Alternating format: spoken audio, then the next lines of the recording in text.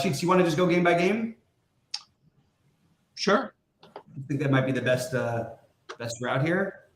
Why don't we grab your screen and do it if we do it that way? All right, hold on. Let's see. Let me get that then. Cashed in the monster on FanDuel last night. Oh, nice. Me too. Like 12th or something like that. Oh, wow, that's a pretty good one. Yeah, not bad. Not bad. I'm never in contention to win, but we'll take it. I had a good like last couple of pokes out of the Red Sox in that last inning to get me some points. Yeah, seriously. Yeah. No runs in the 8th inning, I think. Yeah, and then I got a good score out of the White Sox student, Romy Gonzalez, at minimum cost. Oh, yeah, nice. So that kept that going. All right, let me share my screen here.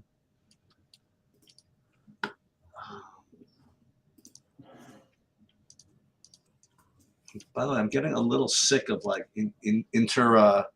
interjecting my personal shit into the DFS stuff, but I have to keep saying that I can be called upon to leave at any moment. Let's put it that way. Yeah, no, we understand, man. It's all kinds of just shit show variants going on in Sheets world right now.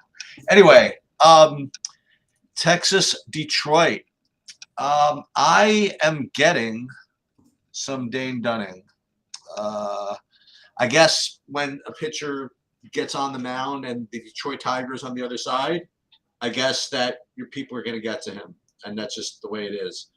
He's not exactly the biggest upside type of guy, but this whole slate is pretty weak as far as pitching goes. So he's as good as anybody else, as far as I'm concerned. The interesting thing is that when I first did my builds, I don't know what to make of this. I was getting just an inordinate amount of Texas. Mm-hmm. And then when I redid it, I'm still getting Texas, but just not as much. So I still have Texas as one of my top stacks, but not my top one. And what's interesting is the one change that I made to get me that ended up getting me less Texas was when I gave myself a minimum salary. I don't know how to describe this, but my first build, I was leaving like 1,000 on the table in every lineup almost, and getting like $1 billion in Texas. And then I said, I just don't feel like leaving 1,000 on the table, so I just did a 500 minimum, and then I got office in Texas for that. I don't know what any of that means, but anyway, I like Dunning and I like Texas. Yeah, I like Texas as well. I have no interest in Dunning. I understand it. It's just not for me. At least as of right now. It might change. It's like your Ranger Suarez sort of.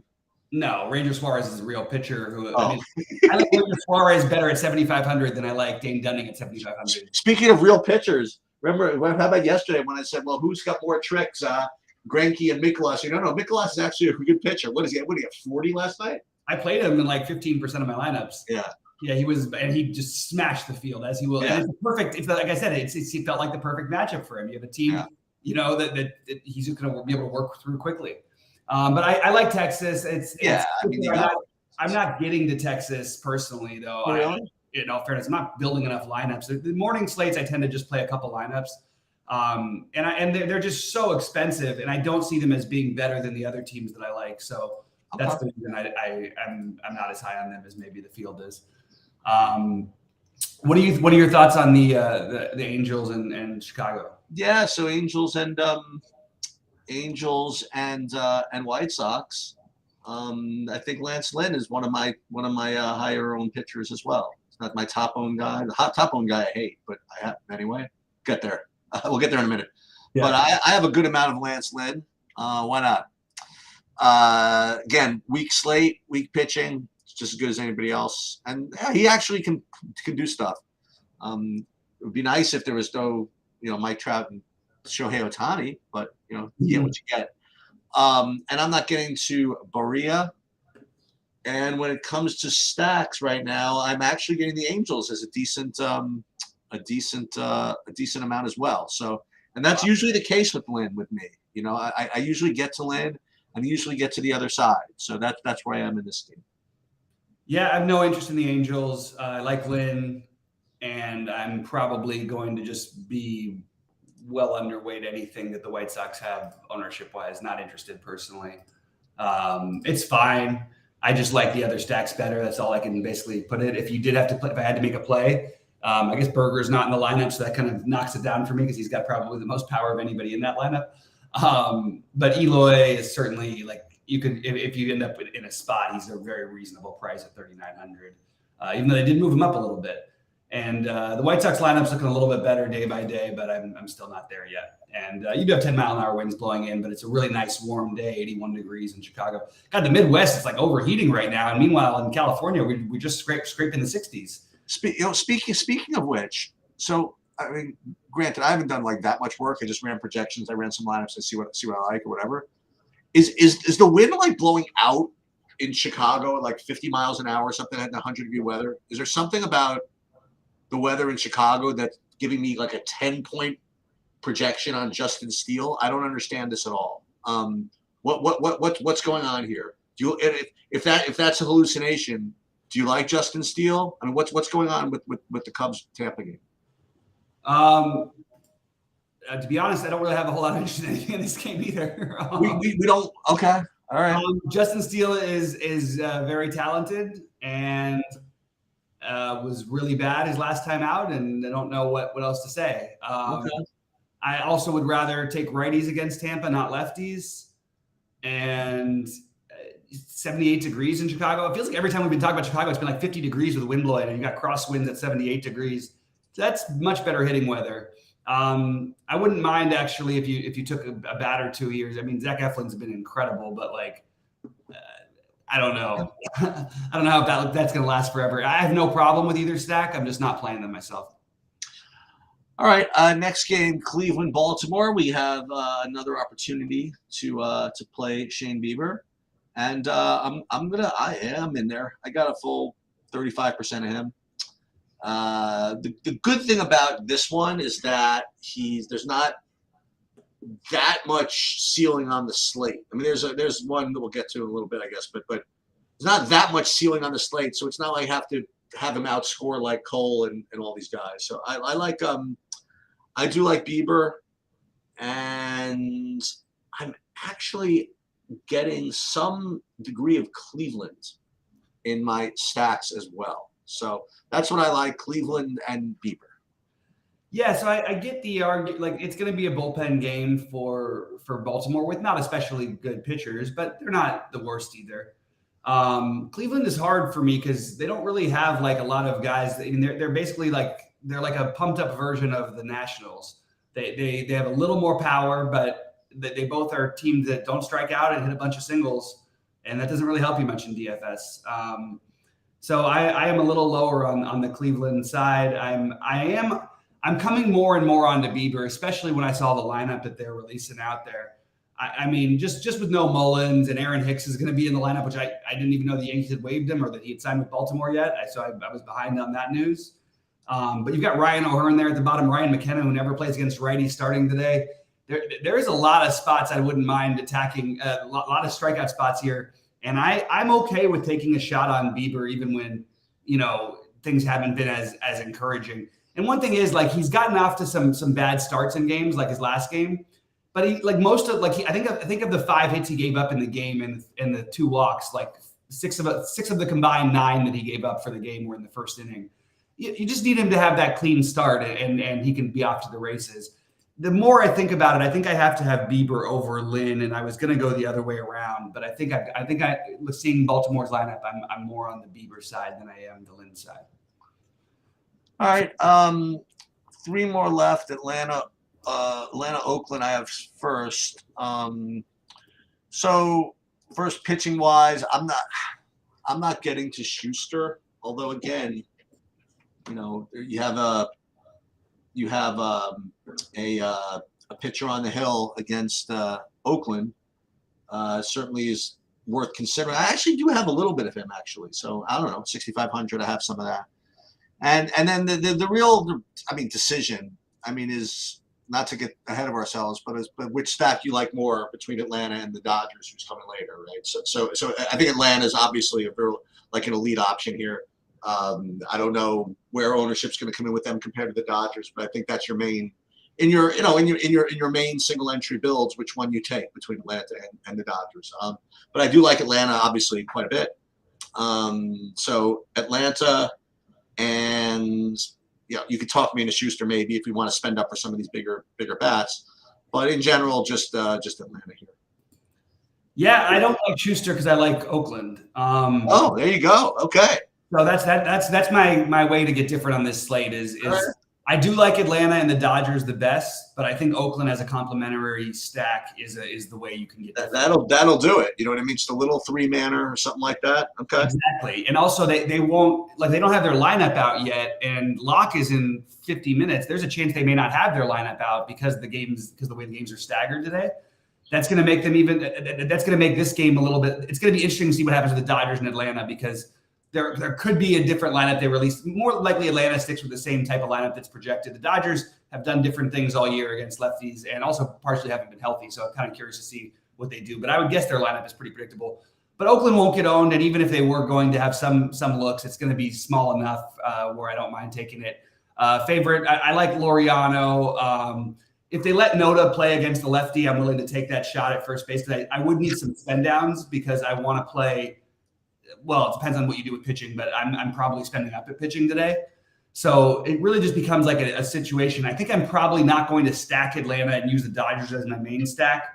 Use Atlanta as either a complementary for what I would do is use them as a complementary for Texas, but I don't think I'm going to build enough lineups.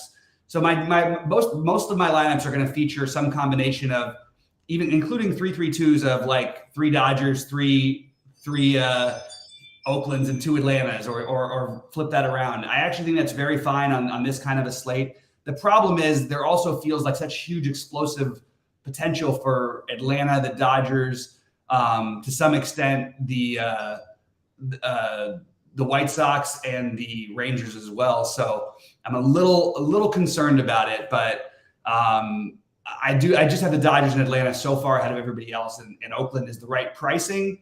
And I actually like them today, so that's how probably I'll be organizing my lineups. And just keep an eye out for the Oakland lineup, because you might get like a Carlos Perez who's not projected in the lineup right now. He might be batting 4th like he has been doing, unless he's injured, which I might have missed. So I don't know who's playing necessarily for Oakland, but I do like them today, and they will be my complimentary stack, my complimentary / get off the board stack. But yeah, I really like Atlanta as well. Just worth noting, though, and I still played Atlanta last night, and it's actually better hitting weather in Oakland during the day. It's 63 degrees. There's 9-mile-an-hour winds blowing out to center.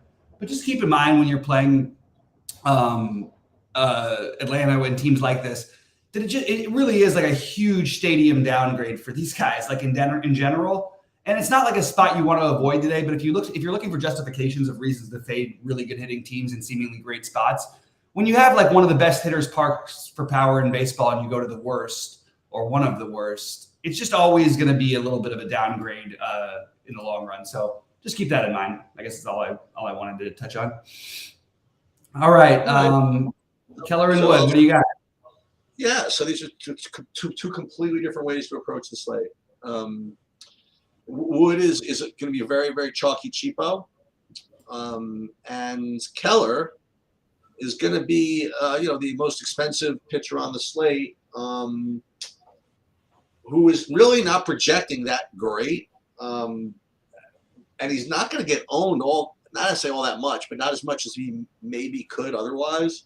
So I don't know how to play this. I have this feeling that you're only because you told me you're spending up for pitchers that you might want to use him. It's not really my style to do that. I'll probably bite the bullet and do something like Wood and one of the cheapos, so I can pay up for all those bats, like in the Braves and the Dodgers. But I know what you're going to say. You're going to say, dude, I can play Keller and still play the Dodgers. So why don't you tell me that that's what you're going to do, and then I'll try to do that. Okay. That's what I'm going to do. Most likely, my current plan is to play Keller and the Dodgers with Bieber, I think. I also don't mind that. You can make that work. All right. That's no problem. But Bieber and Lynn may actually lead you to a build you like better. Because it does get a little tight when you get into this situation. But I'm just past the point of treating anything that Mitch Keller is doing as anything fluky. Even when he's had some tough games, it's all because they get hits. He doesn't walk anybody and he strikes out everybody. I don't know, I'm just going to keep playing that guy, especially against a team who's third worst now in the majors against right-handed pitching, or third highest strikeout rate against right-handed pitching, and is projected to put out a lineup with like 3 rookies in it. Like, I'm in on Keller, and I'm not doing the spend downs today for pitching. If I did, I would have probably made a Wood and line up with who's the other schmo at 6,500? Exactly. Schuster. Yeah. But I think I'm just off of that build. The Pirates' offense is a little bit better than It's okay. Let me rephrase. It's starting to get a little bit better, and they have a couple guys who have been good against lefties for their career, and a couple guys who have been really good this year. I don't mind this take at all. By the way, that's what I was really thinking about is doing something with the Pirates. I think that they're all really interesting, and especially Rodolfo Castro. If you just saw his numbers against lefties this year, it's pretty incredible stuff. That's 330 ISO against him. He's been really, really good. So and he's affordable. The other guys aren't ideal. It's in San Francisco, but it is during the day. So, it's not even that much warmer. It's 59 degrees, but I think the park tends to play better during the day, but usually it's because of weather. I'm into the idea of if I wasn't going to be using, there's 3 teams I thought about for my complementary pieces, and Oakland, the Pirates, and then the Nationals were the other ones that I wanted to maybe combo stack. But that's pretty much all. I mean, I don't have a specific Pirate outside of Castro that I really like, but I definitely think maybe a Reynolds. They're just get expensive. Reynolds, Joe, and Castro, McCutcheon, Joe, and Castro, something like that. Well, sneaky, by the way. Wow, this is sneaky good news as we go into this next game that Castro is both second base and shortstop eligible. So if you do want to do that, you can still play the leader of the free world, Vargas, at 3,100 at second base. Yes. For the Dodgers. Yes. So that's kind of an interesting little thing about Castro, which I didn't think about. So tell me, so rank the Dodgers. I mean, obviously, you can play the Tigers against Corbin. So if you can do that, you can certainly play whatever Dodgers show up. How are you building this? Like, what kind of guys do you want to play? I mean, where are you at with these Dodgers? Which are obviously going to be rating to be. Yeah, they're my number one. Just a little bit ahead of Atlanta. I don't think it's a huge, crazy gap or anything between the two of them. It's Corbin. It's actually crazy. The guy with the guy 35 at bats Miguel Rojas has off of him. He's got 15 hits and 3 home runs and 2 doubles. That's pretty amazing, actually, considering that Miguel Rojas. I didn't even know he had 3 home runs in the entire span that Patrick Corbin's been pitching for his like in general, just amongst any teams. That's just kind of funny. But one of the rare days where maybe you can include Miguel Rojas, who literally has no power upside apparently, unless he's facing Patrick Corbin. I have no idea. I have no problem ever playing the Dodgers lefties against the lefties. It's pretty decent weather, 67 degrees, wind blowing out. Probably going to be at the Yankees game sheets this weekend. I was going to mention to you, by the way, Dodgers Yankees. Oh, nice. We don't get to have those very often. I've gotten to see one Dodger Yankee game at home in my lifetime. Awesome. Actually 2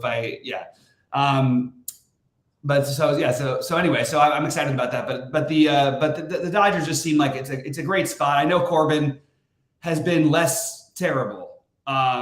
He gave up 6 runs in his last start, so that it's sort of back on the terrible train there. But he had only given up 2. He hadn't given up more than 3 runs, I think, in his previous 5 starts. I guess if there's anything that maybe this is a guy who was once a very good pitcher, and you think as they get older they sort of adjust. And he and Robbie Ray sort of went 2 totally different directions. He became like the worst pitcher of the year. The Robbie Ray won the Cy Young, and I don't entirely have explanations for it. So I like Corbin. I'm sorry. I like the Dodgers, and I like the idea of some of these cheap Nationals. I actually think like Corey Dickerson. I know he's going to be further down in the lineup, but if he gets on, I think there's an excellent chance that he steals, because Syndergaard is the worst player in baseball history at holding runners on. It's not an exaggeration. That's actually a fact. And he's gotten worse. And they have the pitch clock now. So whoever can run, Luis Garcia, Lane Thomas, Corey Dickerson, but Corey Dickerson's like 2,400. Those are all kind of interesting plays to me. Also, just this is not one of the guys that Keeper Ruiz caught, but there was people joking with me on Twitter last night about it was just like a DM thing that we had talked about before about, because I always say the catchers versus the guys who they used to catch. And of course, Ruiz was a Dodger prospect and came up with him, but Syndergaard wasn't there, so you can sort of throw him out. But I like the stolen bases for the Nationals, and I like the Dodgers overall as my favorite stack. That's going to be chalky, but I sort of said the ways I was going to get different. Sheets, how are you going to get a little different on this slate? Because it feels like a small one. Yeah, well, first of all, I'm trying to figure out how to get this Keller Bieber combination here with Dodgers. I mean, you got to start with Rojas, right? Like Rojas and no, you start with Vargas, and then you've got Chris Taylor, who's 2.8. Oh, wow. So pretty balanced out for you. And you also have Trace Thompson at 2.1. Is he going to play? I assume he would. He would play against lefties this season. Yeah, okay, you could definitely do this. All right. It's just a matter of how you build it. And then if you combine it with the cheapos, like you've got Roman Laureano at 2,500 for the A's. It doesn't even matter here. I mean, like you start with these three. I mean, whatever you want. Really. Yeah, I just don't want to play 5 Dodgers. I don't think that I'm just going through on these smaller playing slates. I guess that Muncy and Trace Thompson might be low owned enough to where that works. It's kind of weird that they'll be off Muncy. Maybe that's the best way to differentiate your Dodgers. Hey, listen. Keep in mind that again, we don't have the Dodger lineup until later. Yeah. So maybe, just maybe, they're not as high owned. But yeah. But the thing is, the people are gonna play Texas. That's true. In this first game. Yeah. Including probably me. So there's gonna be like some ownership taken away from Dodgers early. And like who people are going to play here? That's the thing. They're all so expensive. All these Rangers are so expensive that I don't know what it's going to actually. I don't think it's going to help actually. Nobody's going to play Bubba Thompson. Yeah, maybe. I think Tavares is reasonable. And then you have Bubba Thompson in there, but I would just rather play I would try to find ways to play. I'd probably rather play Josh Smith than Bubba Thompson.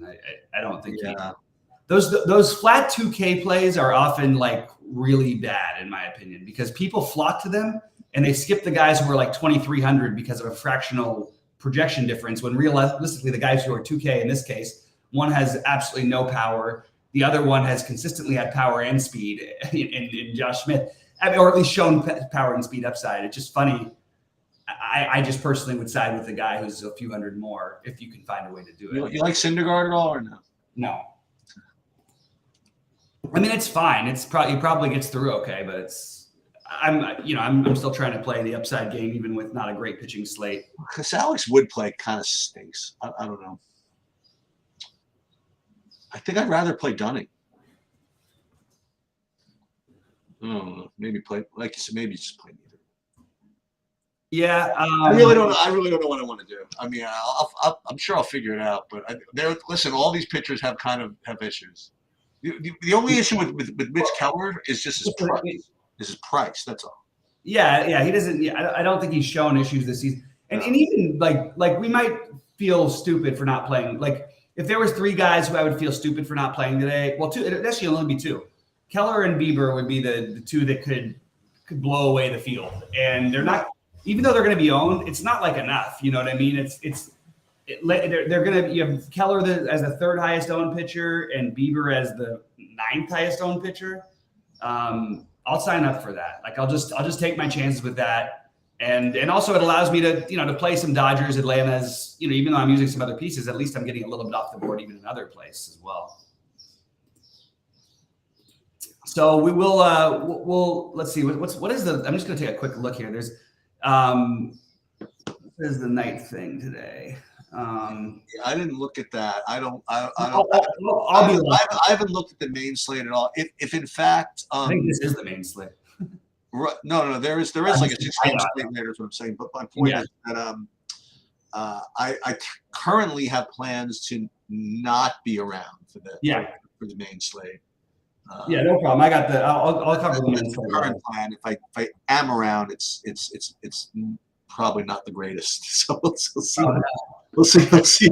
We'll see. We're rooting for me not to be here for the. Well, I hope that you're not here then, because that doesn't sound very good. Something like that.